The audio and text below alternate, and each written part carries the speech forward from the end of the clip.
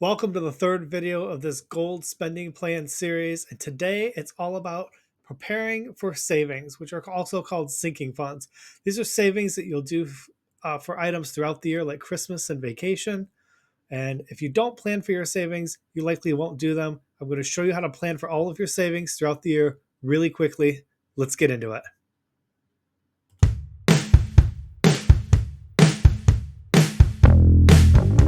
Hello and welcome to the third video in this gold spending plan demonstration series from Ringside Sheets. Today we're going to be talking about the transfers tab. These are transfers that you're transferring from your checking account after you get paid to your sinking funds. These are savings accounts that you're saving for throughout the year. You might notice that there are two tables on this spreadsheet. There's a table you're looking at in front of you, and then if you scroll over, there's a table to the right that says transfer from sinking funds to cash. We'll go over that later in the series. Today, what I want to focus on is just entering your sinking funds from your checking account to your savings account. And you do this in cash, you may do this in a savings account. What I recommend just for ease is to put all of your sinking funds into one savings account, but then you'll split out the amounts here on the spreadsheet so you'll know how much goes to each category. Before I get started, you'll probably notice that there's a red triangle over here that it says it's invalid. Input must fall within specified range. What that means is your category doesn't match what's in your category list. If you click on the category list, you'll see instead of savings, well, I don't know why I'm not seeing it right now. Yes, it doesn't show savings, and that's because there's no savings in there. Remember on the categories tab, we changed it from savings to savings account. And it says savings account there. So now when you go to transfers, now if you click here, it says savings account. And here, because we already have something entered, it doesn't change to savings account. So this is really easy to do. You can do it one of two ways. You can either type in savings account. If you start typing it, it will show up and you can click it. Or if you're like, I can just do a one-word category, you can just change it back to savings. And you see now it changes to savings. And when you go back to the transfers tab, now it shows savings. So that's what we'll do. We'll just use savings here. But I go once a month. So let's say, for example, you want to put $100 a month into your savings account. So it's already set for you. And I like to use transfer to for the description. And again, we're just going to pull down to the end of the year. We've got 2 more to go. And that fills you down through December. And just like the side hustles in the income, since you're going to be doing all of these once a month, before you click off anything, you want to press Control C, that copies everything, and then get in the cell right underneath it, and press Control V, and that pastes it. So now you have your date range set up. So the next one is giving. And if you're leaving it at $100, all you need to do is take the giving and fill that down to the end. And the computer will remember the last thing you copied. So then go underneath the last row in column B, Control V. And the next one is Christmas. Remember, it does filter it out as you type. Let's say you want to do $200 a month in Christmas. So you really only need to highlight these. And you fill it down. And again, Control V for paste.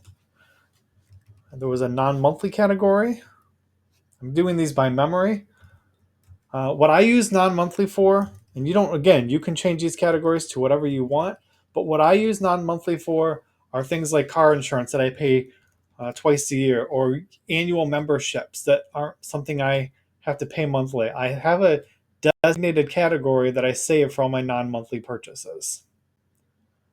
And the nice thing about copying and pasting one at a time is you know exactly how far to fill down, and then you paste again, And this is where I have to go back in the memory and remember what the categories were. So I've done savings, giving, non-monthly Christmas, so vacation and gifts. So let's do vacation. And let's say you save $200 for vacation a year or a month. That might be on the low side for you, might be on the high side, but again, this is just a demonstration. And as you can see, I like to use an even amount for everything.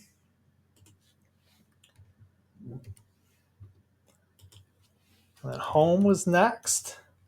And what I use home for is like home improvement stuff, things around the house.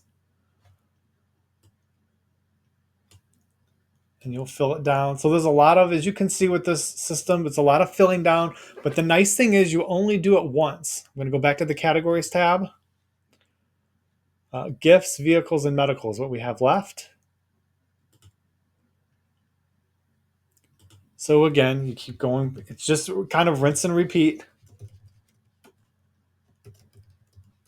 Maybe this is $100. So there you only need to, you don't have to fill the dollar amount down if you're not changing it. Vehicles.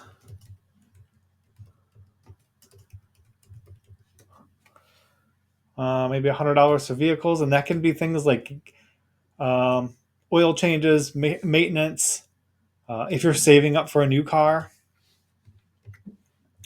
And then the last one was medical.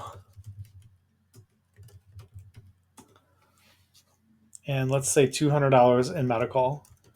And that's for medications, doctor's visits, copays. This is just areas that you're saving for throughout the year that you're going to spend. You're saving for it throughout the year. Now that you have everything set, and I didn't do this in the income tab, but you will probably want to do this in income as well. As you're going through the year, you're going to change amounts as the year goes on if things change.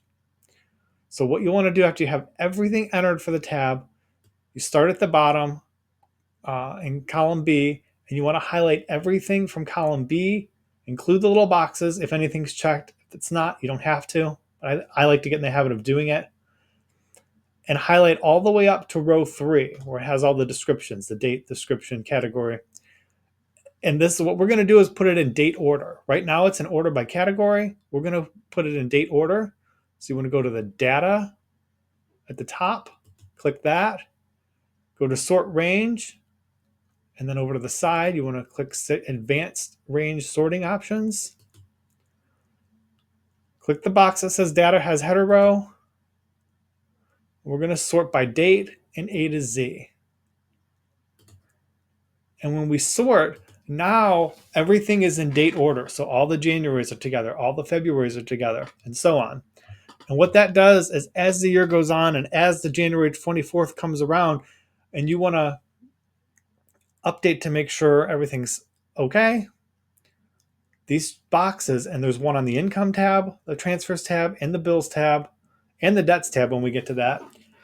These don't do anything in the spreadsheet, but it's your way of marking off that you reconciled it with your bank. So once you see that all these transfers show up in your bank account, you would just click these boxes, and that just lets you know for your own benefit that you checked it and it matches your bank account online. So that's February. So that's what those boxes are for. I'm going to go back to the income tab really quick. You see that it's the same way in income. So after you enter all of your income, you'll want to do the same thing. I'll show you again. You grab it from the bottom. Just easier to grab from the bottom. Fill all the way up to the top to the green bar here. And again, it's data, sort range, advanced sorting options. Click the box that says data has header row. Leave it at date. You want to go A to Z and then click sort. And it puts everything into date order. So when you get your first check, and let's say you had, I think we used the number 1854.76. That was your actual amount. That's what shows up in your bank account. You click the box saying you reconciled it. That's for your benefit. And now it shows your annual, you see your annual amount changed as well. So that is how you do that. That's your transfers tab. On the next video, we're going to go through bills. It's a little bit longer, But I won't go through all of them, but I'll just show you. I think you understand now the fill down process. So we're going to go through bills next. I'll see you on the next video.